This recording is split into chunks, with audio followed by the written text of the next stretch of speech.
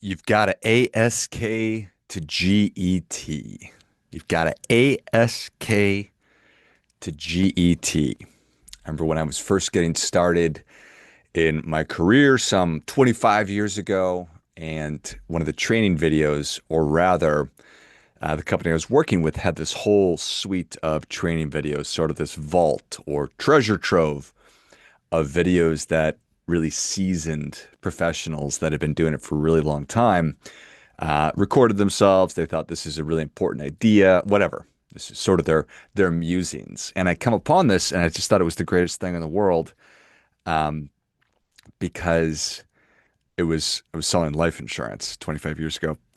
And these men and women that had made careers of it, as my grandfather had, they have the best ways of describing things. They've got amazing stories and anecdotes and just uh, they are so comfortable and confident and experienced um, talking about confusing things, intimidating, uncomfortable things like you're going to die or you're going to become disabled and what will happen. And, and so it was really entertaining to watch these videos, and it's certainly instructive and a lot of value and very educational. But there was one gentleman, his name was Ron, and he was my favorite. And one of his videos, it just opened with Ron, who was this sort of whatever, just kind of picture what you might think he would look like. It just opens with, you got to ASK to GET. So you got to ask to get. And I will still say that. I'm saying it right now. And I bust that out all the time. And people kind of look at me funny until they sort of put it together. But you got to ASK to GET. You have to ask for what you want. And there's so many different reasons why that's true. You can get into sort of hippie, uh, squishy stuff where you need to make what you want known to the universe. And that's fine. There's probably a lot going on there. There's certainly a lot of neuroscience going on. But at the end of the day, if you want something and you don't ask for it, you're not going to get it. If you don't go meet the conditions that are required for you to obtain thing, you're not going to get it. And pretty obvious, yet I bet there are plenty of times in your life that you shied away from asking for something that you wanted. You just didn't do it. There's probably things that you're wishing that you had asked for. There's things you're probably right now knowing that you should be asking for that you have not done. I can vividly remember the first couple of times I was on an airplane and I was a little kid, and the flight attendants would come along or come around and they'd do the beverage service or whatever. And I would get like a quarter of a Coke, right? They take the plastic cup, they put some ice in it, they pop open the can of Coke and they pour a little bit of it into the cup of ice and hand you the cup of ice or the cup of soda and take away the can. And every ounce of me wanted to ask for the entire can, but it took me forever to do it. It took me like three or four or five flights to go in and do this. And it wasn't like I was some international traveler. I'm flying out of the Duluth, Minnesota airport. It is an international airport because it flies to Canada. Thank you. But we're talking once or twice a year. So one flight somewhere, a flight back, probably do that twice a year. You get four opportunities to ask or four examples of failing to ask in my example. But when I finally did, very sheepishly, I might add, I got the whole can and it was the best. I could still remember it. It makes me feel great right now. It's being handed the full can of pop back then. That's what we called it, was pop. Now I'm much more sophisticated and I refer to Coke as soda. So anyway, that is a whole another thing. None of it interesting. But you have to ASK to GET. You have to ask to get what you want. And there are So that certainly carried with me. I don't know that I contribute finally asking for that soda to giving me the confidence and the wherewithal, temerity to just ask for what I want. But I'm extremely comfortable asking for what I want, but certainly there are still times in my life where I don't want to put anybody out. I don't want to be a burden. I don't want to bother people. So there's so many different reasons that we don't ask. And I hear about younger generations, um, I think maybe millennials, but certainly beyond millennials, that are not, they, for a variety of reasons and factors, do not possess the confidence, the interpersonal communication skills to ask for what they want. And that comes in the form of asking for a can of soda. That comes in the form of asking for a date. It comes in the form of asking for a raise. When you have all these people out there, and I believe that there are a lot of people out there lamenting that there aren't a lot of good X, Y, or Z's. There's just no good guys out there. There's just no good gals out there. I don't know if that's true or not. I don't think it is true because I certainly know lots of really high quality people and lots of great guys and gals. And I know that there's a lot of great companies providing a lot of great careers and jobs. But we need to advocate for ourselves because nobody is going to simply give you something because they notice that you are doing a great job or you're of immense value. No, it doesn't work that way. We have to ask. We have to put ourselves out there, identify what it is that we want, and then ask for what it is that we want. And then we let the chips fall where they may. I just, I'm fascinated. I wonder, and I know the feeling of approaching a stranger and asking them for something. If it's a a girl and asking her out on a date when I was a young man, certainly know that feeling. I know the feeling of asking somebody for a professional appointment. So can I sit down and tell you about the work that I do, whatever that is, asking for a sales call. I know those feelings. And so I also know that it can be really uncomfortable. And that's what stops us. But what I wanted to do today was break down what's really going on inside of our brains and our bodies when we are going through this process of, I see this thing and I either ask for it or I don't. What is going on there? Because I think that the more we understand ourselves and the more we have skills and information and knowledge, that obviously positions oneself to actually ask and get. Because again, you got to ASK to GET. So, or, and that's at least the first step. The first step is, okay, I understand how this works. I understand how to do the thing that I'm interested in doing. And now how do I actually put it into work or put it to work or put it into practice? That would be the next link in that chain. So here's how this process works is there's an identification of desire. So I recognize I want that thing. At that moment, our prefrontal cortex, our executive area of our brain, evaluates the thing.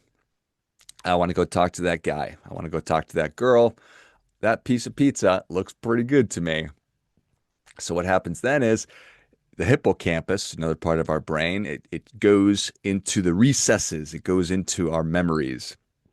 Last time I ate a piece of pizza, it was awesome. It was amazing. Yeah, pizza's good. We like pizza, all parts of the brain. The amygdala taps that desire for pizza and says, this is important. This matters right here. And once that happens, then the dopamine begins to flow. It is anticipation married up with motivation, because this is a big move right here. Because dopamine is released not when we get it, but when we think about it or we anticipate it. Okay, so we identify it, bounces around our noggins a little bit. Dopamine starts just pumping out, feels great. And that all takes place in the mesolimbic pathway, especially a place called the nucleus accumbens. So that's what produces that feeling of desire drive, craving, the thing that you are wanting. I desire this thing. So you lean towards, start moving towards that thing. That dopamine response is that biological green light. It's the checkered flag. It's let's go. It's what makes the thought sticky, motivating, and urgent. Gives you that sense of urgency. So what is also happening is we are priming our body. So there's a physiological arousal. The dopamine kicks in, brain releases dopamine, body then follows. What happens? Heart rate goes up. Palms maybe start sweating a little bit. There's mild sympathetic nervous system activation. Our attention sharpens. Our focus narrows. The reticular activating system in our brain prioritizes that piece of pizza or that whatever that thing is that you are now zeroing in on. Pupils dilate. That especially happens when there is a social or a sexual component to it. That's interesting, isn't it? And then hormonal shifts start happening in our body. Testosterone, adrenaline, cortisol begin to fluctuate depending on what the context is. Hunger is different than flirting, is different than ambition. That's how it's all working. And then we do this cost benefit analysis. So we've gone through all of this. I've gone through all of this. Should I pull the trigger? Should I leave the starting blocks? And then it goes back to our prefrontal cortex, which says, is this a safe thing? Is this going to be socially acceptable if I do this? What happens if it doesn't work? What happens if I get rejected? Whew. Is the juice really going to be worth the squeeze on this? Is it worth the effort? And obviously, that step right there, that's a big one. And that is what I suspect. I suspect those are the questions that are preventing our younger folks, our younger listeners, from doing the things and asking for the things that they really want. Is it safe? Is this socially acceptable? Will I get rejected? Is it worth the effort? Man, if you'd never went on the internet, then you probably wouldn't go through a lot of this, would you? Is it socially acceptable? Well, my goodness. No, currently, if we're talking about asking somebody out on a date, I mean, think about where we used to meet so many of the people that we had relationships with. I met my wife at work. I mean, think about that for a second. My wife is a female who works in human resources. Would I be able to approach her at work today in this environment? I don't know. I still would have. This is that. Anyway, but I certainly understand the decision tree that we have to go through. And so from there, we either decide, yep, green light, go, or red light, stop. Are we actually going to do this? So if you do it, if you pursue that goal, you will, or you could, stay motivated by dopamine peaks during the progress, not just the outcome. You will get the reward, and you will actually release opioids and serotonin, which creates satisfaction and pleasure. So you ASK, you get you GET, and you get the thing, but then you also get those good feelings. Those good feelings I got when I was sitting there with my full can of Coke on the airplane, just thinking like I was just the king of the world. Or what if I hadn't? If I went another trip, just drinking my quarter cup of Coke on the airplane, experiencing dopamine withdrawal, ruminating about what a dummy I am for not having asked, and just this sense of restless dissatisfaction. Yuck. Ugh. I did it again. I bailed out again. Yuck. But the real kicker is this loop, a loop, virtuous cycles versus vicious cycles. And that's probably what this big idea is right here, is unfulfilled desires loop. If the craving that you were going after isn't satisfied, it'll get stronger. And that's why marketers and social media, the people, addictive behavior experts, that's why he leans so heavily on dopamine anticipation, not fulfillment. So, isn't that interesting? So, they want to keep enticing you with that carrot, keep you in that loop. So, the danger is if you create that loop, it builds on itself. Um, and if we don't ever find the conditions that are required to finally take action to make that green light, to step on the gas, take that first action, approach the person, ask for the raise, whatever it is, then we're going to keep going through the dopamine withdrawal. And then we're going to seek the dopamine hit again. And then we get the withdrawal, and we get the hit again, and we get the withdrawal. So that is a very vicious cycle, one that I'm not interested in, and one that can certainly keep us trapped. Versus the opposite of, now that you sort of understand how that process works, where's the value? You recognize, okay, this is safe. What's the worst thing that's going to happen is the person's going to say no. My boss is going to tell me no. I can't afford to give you a raise right now. The flight attendant's going to say no. We don't have enough soda for everybody on the plane to get their own can. The boy or the girl is going to say, oh, no, thank you for asking, but I have a boyfriend or a girlfriend already or whatever. I have a partner already.